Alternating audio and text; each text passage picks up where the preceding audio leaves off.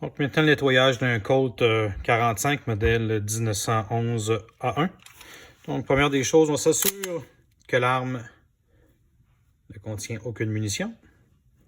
Donc ici c'est un petit peu difficile à voir, mais avec la tige on le voit qu'il n'y a pas de munition à l'intérieur.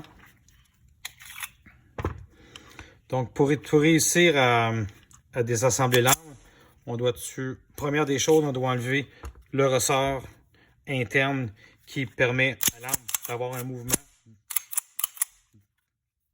Quand on tire, l'arme revient, la culasse revient, donc il y a un ressort. Donc pour retirer le ressort de ce type d'arme-là, vous avez un bouton ici. C'est quand même assez, assez dur à appuyer. On appuie suffisamment fort et puis on fait tout simplement pivoter la composante ici qui barre au niveau du canon. On peut retirer le ressort et le fameux bouchon ou bouton.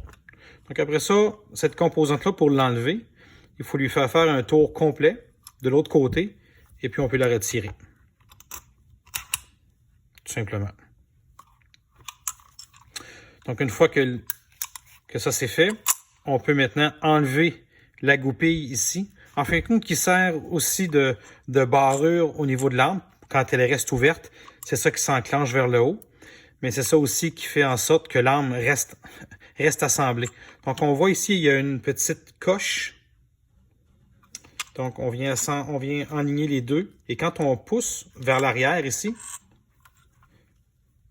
on retire un tout petit peu cette composante-là. Maintenant, cette pièce est enlevée. On a tout simplement qu'à pousser vers l'avant. Et puis, l'arme se défait par elle-même. Donc, cette composante-là qui est au niveau du ressort à l'intérieur. Et puis, maintenant, on a le canon qu'on peut retirer. Donc, vous avez votre arme qui est actuellement entièrement démontée. Donc, commençons par le canon. Moi, je prends une petite brosse à dents, du solvant, et puis je fais tout simplement nettoyer le tout.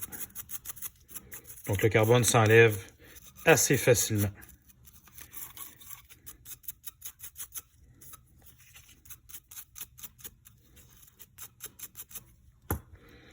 Une petite tige aussi.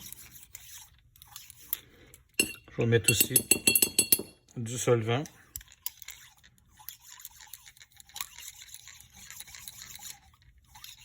Donc, vous voyez, c'est quand même relativement noir. Simplement m'en débarrasser.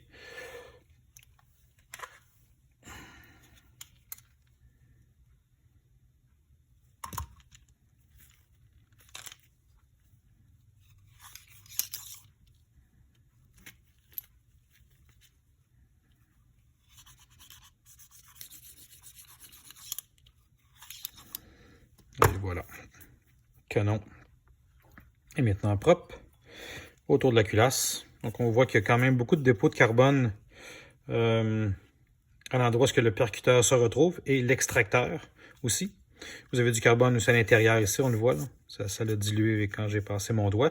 Et puis aussi au niveau de la glissière interne, là, ici, où est-ce que les deux armes se rejoignent et s'assemblent.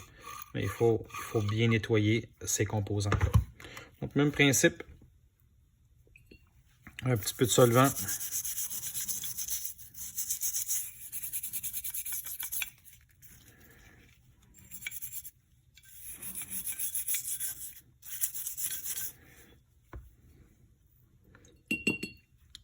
Aussi où est-ce que le percuteur et l'extracteur, on vient aussi faire un petit peu de nettoyage.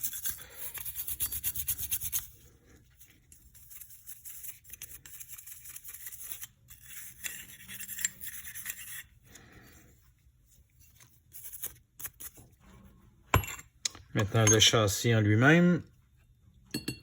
Même principe. Un petit peu de solvant.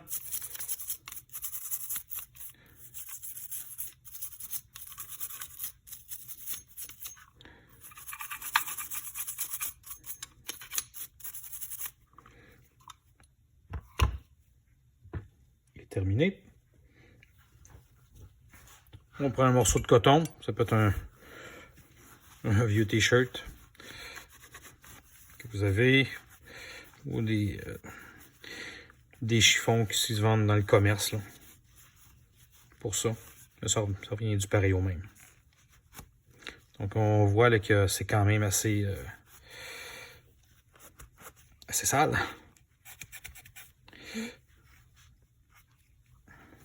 Est-ce qu'il est nécessaire de nettoyer à chaque fois que vous allez tirer? Non. Est-ce que l'arme va arrêter de fonctionner parce qu'on n'a pas nettoyé? Non, pas vraiment. C'est sûr que si vous tirez plusieurs centaines de balles, il est possible qu'après un certain temps, mais là, votre arme va moins bien fonctionner.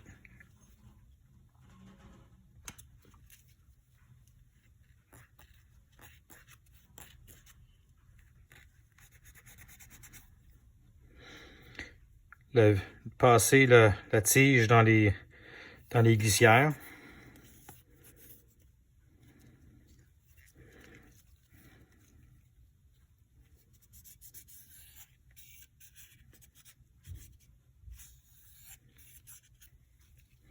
Vous voyez comment c'est noir.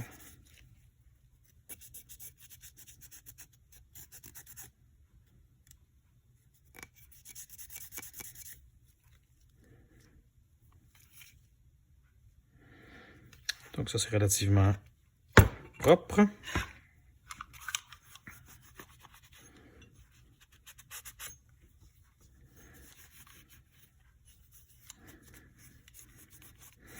Rien de plus désagréable qu'une arme à feu qui s'enraye quand vous êtes au champ de tir, que ça ne fonctionne pas bien. C'est pas agréable du tout.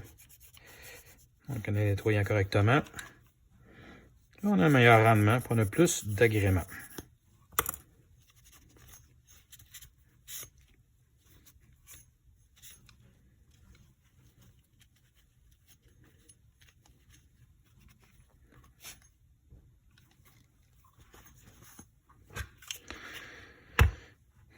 Donc ici, vous avez toutes vos composantes. Puis aussi, le chargeur, ça vaut la peine de nettoyer. Il y a un petit peu de saleté aussi à cet endroit-là. C'est un petit peu désagréable quand vous mettez des balles à l'intérieur. Puis vous avez les mains toutes noires. Donc, c'est bon de le nettoyer aussi un petit peu.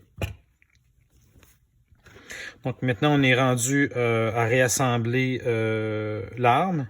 Donc, on est en période hivernale ici au Canada. Donc, je préfère utiliser un lubrifiant en aérosol. C'est plus léger. Si vous prenez des huiles qui sont plus, on va dire plus lourdes, en fin de compte des huiles qui se vendent dans le marché pour les armes à feu, vous allez voir qu'à moins 10, moins 15, là, votre mécanisme va être beaucoup plus lent ou reculera pas suffisamment pour aller chercher la seconde balle et éjecter la balle qui a été tirée. Donc, c'est préférable d'utiliser quelque chose d'assez léger. Donc, tout aussi simple que ça. Je mets un petit peu au niveau de mon canon aussi. Mon ressort. Ma petite tige ici. Et pour le reste, tout est beau. Donc, pour réassembler le tout, donc première des choses, on essuie l'excédent par la suite. Moi, je fais tout simplement, on remet les canons en place. Excusez-moi. Donc, avec le canon se déplace librement aussi. Mais il y a un système de barrure qui fait en sorte qu'il reste en place là, une fois totalement ramené vers le fond. Par la suite, on a cette pièce-ci. Vous voyez, il y a une composante qui est comme arrondie. Et elle va du côté, tout simplement, du canon. Maintenant, on fait tout simplement ramener le tout.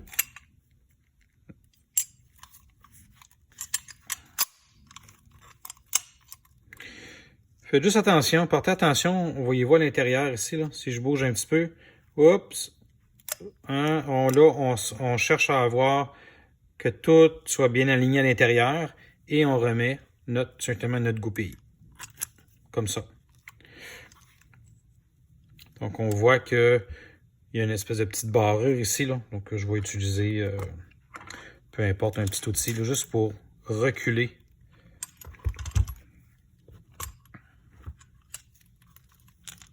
Ça va dépendre des armes. Il y en a des 45, ça va bien se rentrer. Dans le cas du mien ici, c'est un petit peu plus difficile. Il faut que je pousse cette petite composante-là vers l'arrière et puis que je puisse y rentrer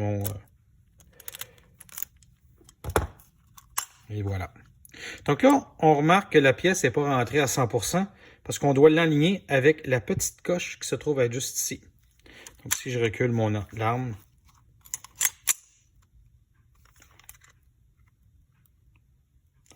hop, là je peux la pousser vers le fond et elle revient en place. Donc maintenant, ce que je dois faire, c'est lui mettre son ressort. Je vais tout simplement lui pousser son ressort qui viennent de rentrer avant de mettre le ressort. Je vais plutôt venir mettre la barrure du canon. Aussi, ça rentre. Il y a une manière de la rentrer. Oh, vous avez vu? Elle a comme rentré d'un coup sec. Là. Si d'essayer de la rentrer d'un bord comme de l'autre, vous voyez, ça ne fonctionnera pas. Donc, on la tourne, puis tout à coup, vous voyez, il y a des espèces de petites... en fin de compte, une attache quelconque. Là. Donc, on le tourne. Hop, ça vient de rentrer. Donc là, il fait faire un petit tour de plus pour libérer l'entrée. On lui pousse ça ici et ça. Donc faites attention, il y a quand même pas mal de pression au niveau du ressort pour ne pas l'avoir dans le visage. Donc, on pousse ça au maximum. Et puis on vient tout simplement après ça faire pivoter cette composante-là. C'est là qu'il y a un petit danger. Vous pensez que c'est correct, puis c'est là que la pièce part. Donc on le tourne et puis elle vient se barrer par elle-même. Donc là, notre arme est maintenant nettoyée à 100%. Donc un petit nettoyage extérieur. Juste pour mettre ça très beau, très propre.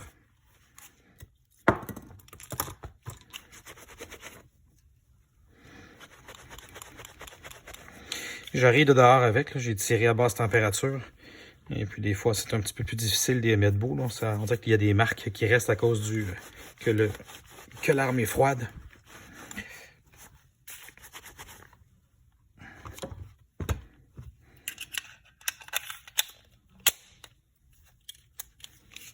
Et voilà. Donc, notre arme à feu est prête pour tirer à notre prochaine visite au champ de tir.